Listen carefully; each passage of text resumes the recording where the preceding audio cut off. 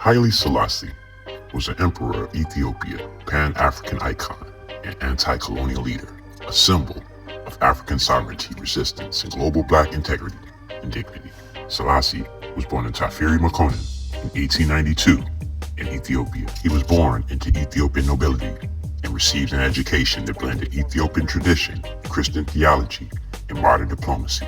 His birth name later became the foundation of the Rastafari movement, which views him as divine or messianic figure.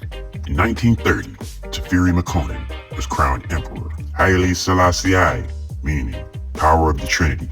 His full title included King of Kings, Lord of Lords, Conquering Lion of the tribe of Judah. Ethiopia was one of the only African nations never fully colonized, and Selassie stood as a living symbol of African independence during an era of European imperialism.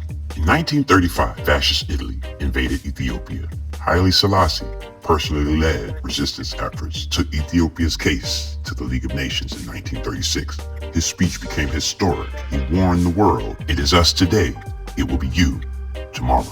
Though Ethiopia was temporarily occupied, Selassie's warning proved prophetic. As fascism spread across Europe, with Allied support, Ethiopia was liberated in 1941 and Selassie returned to power. Haile Selassie was a founding architect of African unity. In 1963, he helped establish the Organization of African Unity, OAU, now the African Union. He advocated for African self-determination, anti-colonial solidarity, political cooperation among African nations, and African dignity on the world stage. His leadership helped influence independence movements across the continent. For people of African descent worldwide, Selassie symbolized black sovereignty, ancient African civilization, and resistance to white supremacy. In Jamaica, in the African diaspora, he became central to the Rastafari belief representing divine kingship and African redemption.